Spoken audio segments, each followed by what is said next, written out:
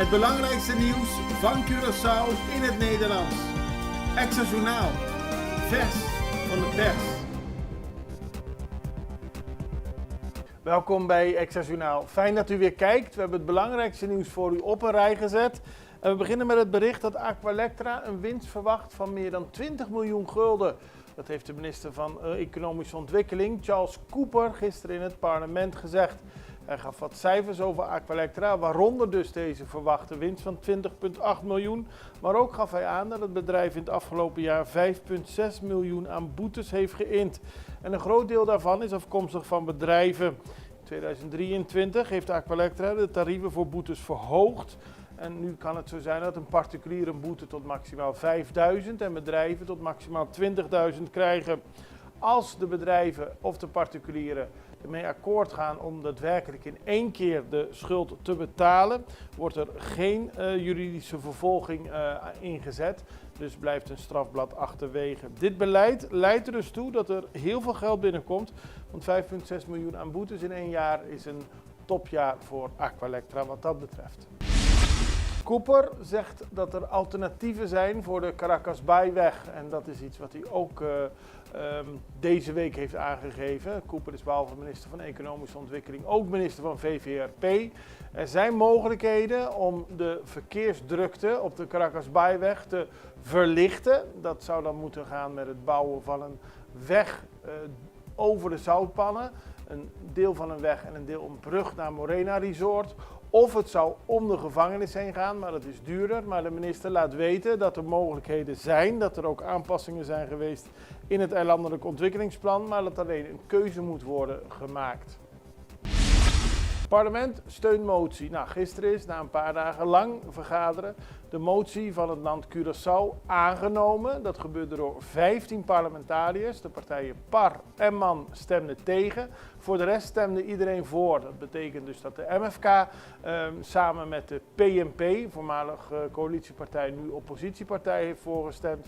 Natuurlijk ook de andere niet bij een fractie horende partijen zoals Coraline Joun Genaro, die heeft voorgestemd. Sita Jezli-Itu was niet aanwezig en Quincy Gori van de PAR ook niet. Maar ook Renox Kalmes en de CAM hebben voor de begroting gestemd. En daarmee kan Curaçao weer vooruit in het komende jaar. Specialisten verlaten CMC. Dat is een brief die het bestuur van het ziekenhuis aan minister Sylvania heeft gestuurd met het verzoek om alsjeblieft iets te doen aan die toezicht op medisch specialisten. Die zouden vanaf 1 januari 2025 onder de normering topinkomens vallen. Maar het ziekenhuis zegt als dat gebeurt verdwijnen ze. Er zijn nu al medisch specialisten die weggaan. We krijgen geen anderen voor terug. Ofwel je verhoogt de maximale salaris binnen die normering. Of je haalt ze uit de normering. Maar het ziekenhuis komt in de grote problemen. En de beslissing moet snel genomen worden. Want het is al bijna 1 januari 2025. Dan het bericht dat Ferdinand Romley naar alle waarschijnlijkheid op 27 december met een enkel band naar huis mag. Hij is veroordeeld voor een moord in 2014 op een winkeleigenaar. Maar daarna zijn er heel veel initiatieven geweest, onder meer van het advocaten-echtpaar Knoops, om te zorgen dat hij niet blijft zitten. Hij zou ten onrechte zijn veroordeeld. Het Hof heeft de zaak opnieuw behandeld onlangs. Tenminste ten dele. En nu zegt de advocaat Marije Vaders dat zoals het er nu uitziet, hij op 27 december met een enkel band naar huis mag in afwachting van de uiteindelijke uitspraak. Dat zou voor hem goed nieuws zijn. En er is ook een trailer geweest, er is ook een documentaire geweest over deze zaak op de Nederlandse televisie. En daar ziet u nu de trailer van. Venezolaanse moeder niet vervolgd. Dat is een uitspraak van de rechter die gisteren is gedaan. Een 33-jarige Venezolaanse vrouw wordt niet vervolgd voor het illegaal binnen laten komen van haar 13-jarige dochter uit Venezuela. Bewezen is dat de vrouw daarvoor heeft betaald. Ze zou $1000 hebben betaald om haar dochter mee te laten gaan op een bootje naar Curaçao.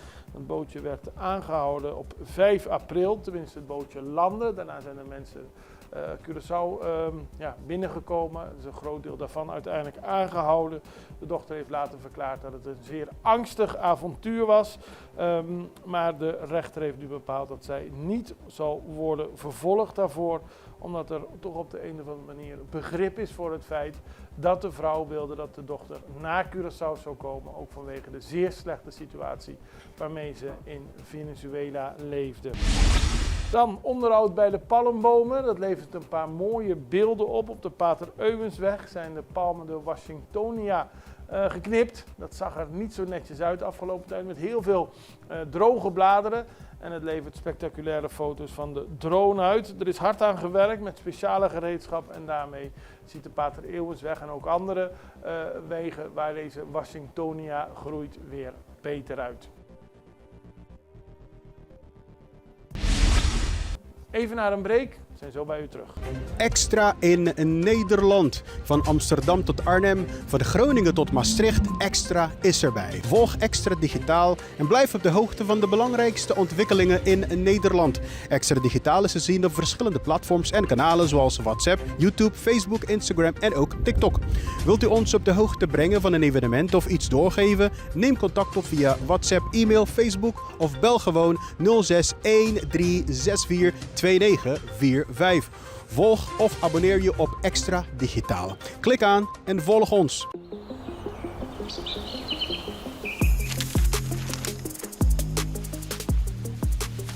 Welkom op Curaçao, een van de mooiste eilanden in de Caribië, een ware parel. En het is een eiland waar je van heel veel zaken kunt genieten. Van de natuur, van de zee, van het eten, van de mensen en zoveel meer. Curaçao is een eiland waar heel veel gebeurt op het gebied van politiek, cultuur, sport en zoveel meer. En Extra Journaal brengt het belangrijkste nieuws van Curaçao.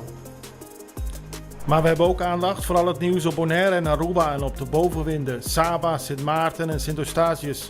En we belichten al het nieuws van alle kanten. Het nieuws is duidelijk, actueel en vers van de pers. Extra Journaal, elke werkdag op Salto.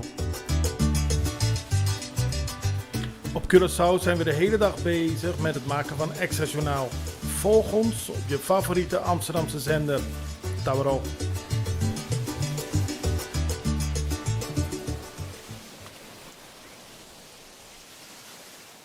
In Nederland is het ondersteuningsprogramma voor de gezagsdragers BES ondertekend. En dat gebeurde door staatssecretaris Zsolt Szabo samen met de gezaghebbers van Saba, Sint Eustatius en Bonaire. Het is een plan waarbij akkoorden zijn gemaakt voor het bevorderen van goed bestuur op de BES-eilanden.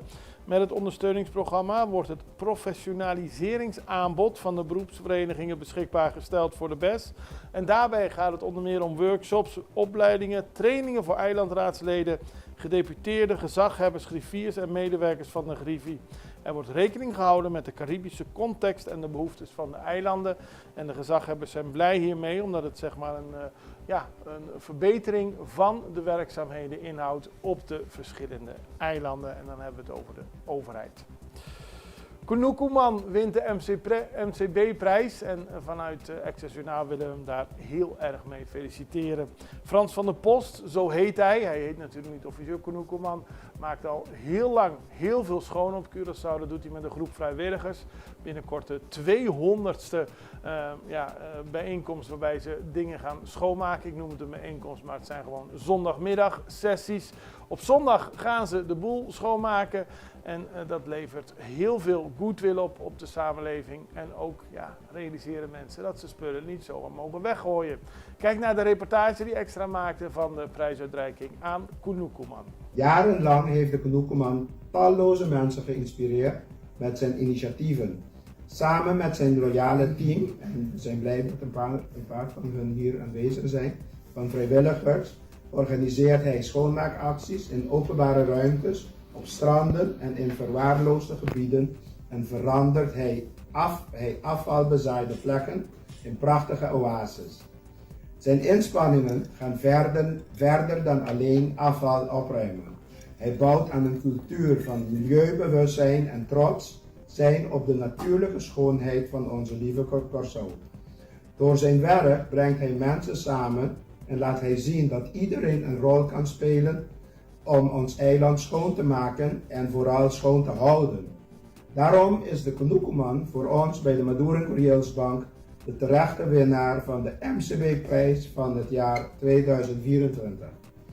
Deze prijs wordt toegekend als erkenning aan een persoon, evenement, organisatie of bedrijf die naar onze bescheiden mening dit jaar heeft uitgeblonken.